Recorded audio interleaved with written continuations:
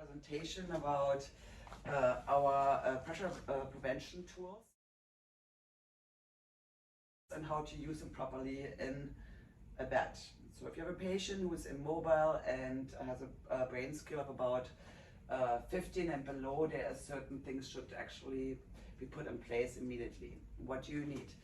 In a bed, we want to have no more than 3 layers in order to avoid trapping of any moisture and heat under the patient. So you have the fitted sheet, you have the comfort light, and you have one pad. We need, for positioning the patient, which should be, if the patient is not mobile and needs help with repositioning from side to side, we need 2 wedges, comfort light, and the heel protectors, and an extra pillow.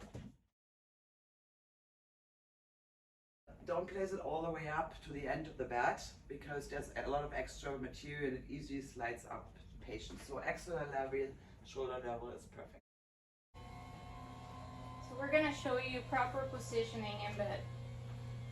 We're going to boost him up in bed to make it easier.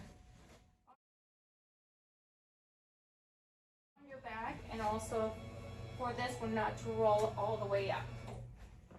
We're putting the patient in a Trendelenburg position, and we want to make sure that we just grab the actually comfort light on the upper handles and avoid this movement right here because you would just slide it underneath the patient.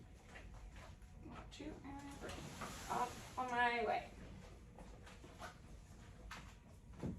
Move slightly the shoulder out to avoid the patient to be rolled on it.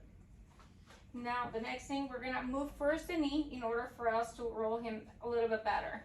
More to you. A little bit more towards me. 2 and 3. Okay. Knee first. And then we're going to pull from here the side. And you're going to get your 2 wedges. If you're offloading the coccyx, you want in there 1 wedge above and 1 below.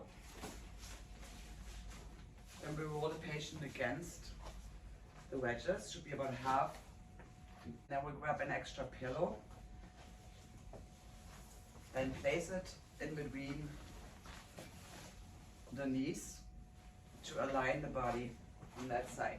And then we're going to put the Should put them on before. heel protectors.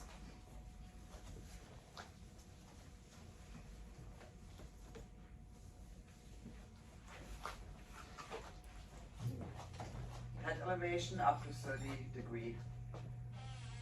Depending on comfort level, can be also less. Okay, you really relaxed? All right. So what's the key point? He's not. Completely in. He's not.